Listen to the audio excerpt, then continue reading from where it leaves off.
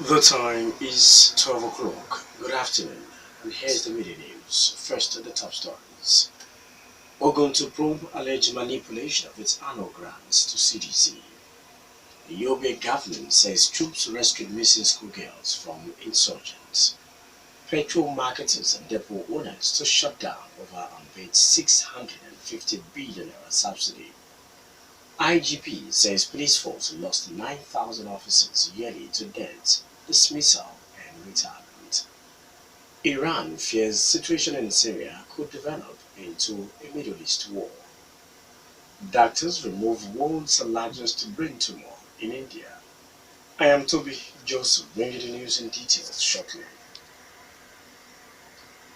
Ogun State government says it will investigate the alleged involvement of some officials of the Community Development and Cooperatives Ministry in the alleged manipulation of the award of its annual grants to community development associations. The State Community Development and Cooperatives Commissioner, Benga Demosho, who gave this indication on a Roxy FM program, Daybreak Show, promised to punish any official involved in the alleged manipulation of the grants meant for the community development project. Two of the community development associations at Ogoluwa in Aloge area, in Odeda local government area, and Abada Estate in Randa area of Abeokuta, the state capital, during the program, accused some unnamed officials of the ministry of manipulating the award of the annual grant. So the one the state government, according to him, disbursed over 49 million naira as grants to support the developmental projects of some of the 8,000 community development associations in 2017, promising to do more this year. A bus conductor has lost his life in an auto crash around Ascot filling station of the Lagos-Ibadan Expressway axis. The incident occurred on Wednesday morning involving a Volkswagen commercial bus marked KTU 449XU and a Honda Civic car marked EKY 65EQ. Spokesman of the Traffic Compliance and Enforcement Corps, Trace, Commander Abatode Akimbi, says the tire of the commercial bus conveying 12 passengers burst in the course of overspeeding. The bus, according to Abatode, then crashed into the Honda Civic car from behind, making the conductor of the bus to hit his head against the metal substance in the bus. The bus conductor died due to the impact of the crash. He said that 2 out of the 12 passengers in the bus also sustained injuries. The National Council of State will meet today in Abuja. President Muhammad Buhari will preside over the meeting scheduled to hold at the presidential villa. The meeting will be the third to hold since the Buhari administration assumed office. Expected at the meeting are the Vice President Yemi Osinbajo, former President and heads of state, as well as former Chief Justices of Nigeria, the Senate President and the Speaker of the House of Representatives, the state governors and Attorney General of the Federation, Abubakar Malami, are also expected at the meeting. Troops have rescued some of the girls missing from the government girls' secondary school in Dapchi, Yobe State, since Monday night attack on the school by the Boko Haram fighters. The troops who had been tracking insurgents since the attack rescued the students on Wednesday night at Jili Moati village on the border between Yobe and Borno State. The state government had put the number of students missing as at Wednesday morning at 46 after a roll call of students at the school. Director General of Press Affairs to the state government, Abdullahi Bego, who announced the troops' rescue of the girls, says they were rescued by troops on Wednesday night from the terrorists. He promised that details on the number of the rescued students and their conditions will be made available later. The ongoing petrol scarcity is likely to worsen as the Depot and Petroleum Product Marketers Association of Nigeria threatens to shut down their operation over unpaid subsidy and imported petrol. The association gave the presidency a 14-day deadline to pay the unpaid subsidy amounting to 650 billion naira. Executive Secretary of the association, Olufemi Adewale, in a statement, warned that if the debt is not cleared at the expiration of the deadline, members will embark on massive sack of the workers. Adewale added that members will also shut the depots, thereby crippling the existing supply of products to marketers. It says the product depot owners and marketers are under continuous pressure from banks threatening to take over their filling stations and tank farms over unpaid loans taken from them. Meanwhile, Petroleum Resources Minister of State Dr. Ebe Kajiko has said that the issue of pricing of petroleum products must be urgently tackled. The minister says unless it is addressed, the ongoing fixing of existing refineries and private investment in building of new refineries will be an exercise in futility.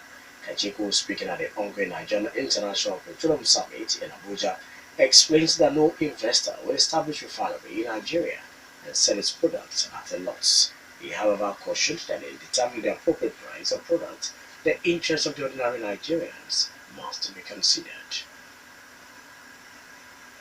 4 persons have died in a fresh outbreak of cerebrospinal meningitis in Niger State. Other 31 cases of the disease have also been confirmed after a laboratory test. State Health Commissioner Dr. Mustafa Jibril, who announced these figures in his conference in Mina, explained that all the deaths and confirmed cases were recorded in Magama and Kacha local government areas. The commissioner says the General Hospital at Auna has been designated as a referral center for the treatment of the disease. During the 2017 outbreak of the disease, 33 persons were killed in the state, with 31 of them killed in Magama local government area. Troops on cat race exercise have seized a pump-action rifle displayed for sale in Taraba State. Troops of 93 Battalion stumbled on the weapon while on a patrol at Bantaje Ward in Bukari local government area. Army spokesman Brigadier General Sani Usman says the gun runner abandoned the pump-action rifle and ran away on sighting the troops. Inspector General Police Ibrahim Idris says the police force is losing an average of 9,028 police officers yearly to death, dismissal, and retirement. Idris, who made this known at his monthly meeting with top police officers at the force headquarters of Abuja, explains that this is depleting the strength of the force. The 308,000 police officers on the force payroll, according to Idris, is an advocate to effectively secure 180 million Nigerians.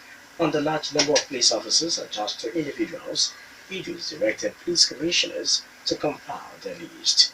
Chairman of the Police Service Commission, Mike Okiro, says about 150,000 police officers are attached to individuals as private guards. You're still listening to the Midday News on Rock City 101.9 FM.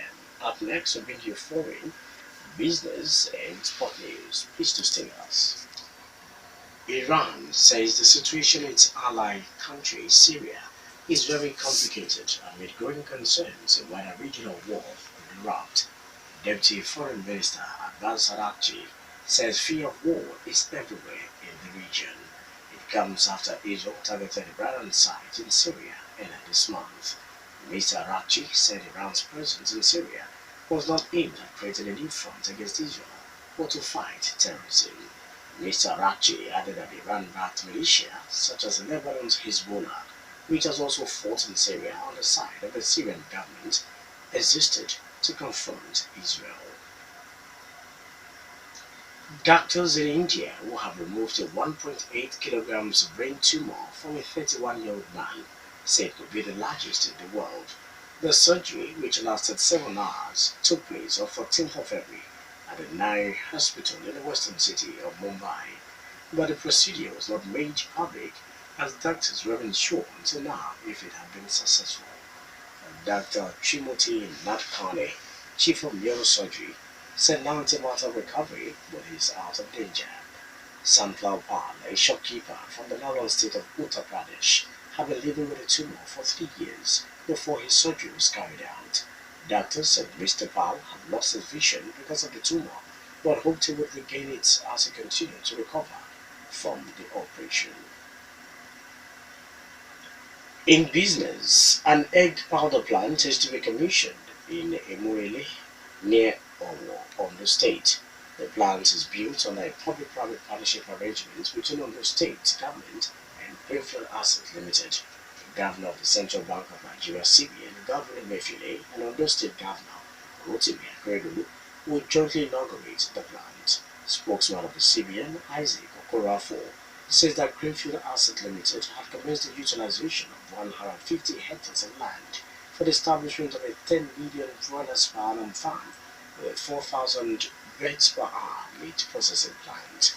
Other components of the plant are a 600,000 layers farm for the production of 100 million eggs per annum, 220 tons per hour feed mill, and a 500,000 eggs per day egg powder plant.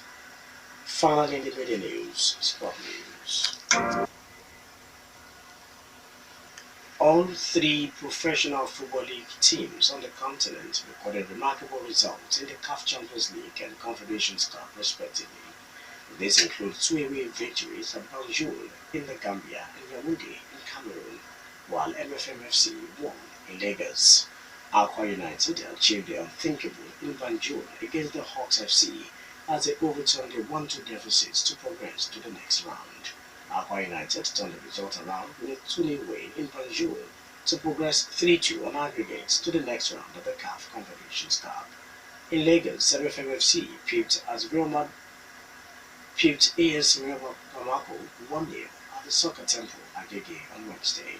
Plateau United will face Etoile du Sahel of Tunisia in the next round, while MFMFC will battle MC Algiers in the CAF Champions League final round of the qualifiers. Enyimba International will begin their CAF Confederations Cup quest against the Benin Republic side MRG FC, while Aqua United have been paired against Al Ittihad of Libya. That was the media news, and just before we go, the major stories once again. Ogun to probe alleged manipulation of its annual grants to CDAs. The Yobe government says troops rescued missing schoolgirls from insurgents. Petrol marketers and depot owners to shut down over unpaid 650 billion subsidy. IGP says police force lost 9,000 officers yearly to death, dismissal, and retirement. Iran fears the situation in Syria could develop into Middle East war. Doctors remove the world's largest brain tumor in India. For more stories and to listen to us live, please log on to our website www.rockcityfmradio.com/live. Thank you so much for listening. I am Tobi Joseph. Good afternoon.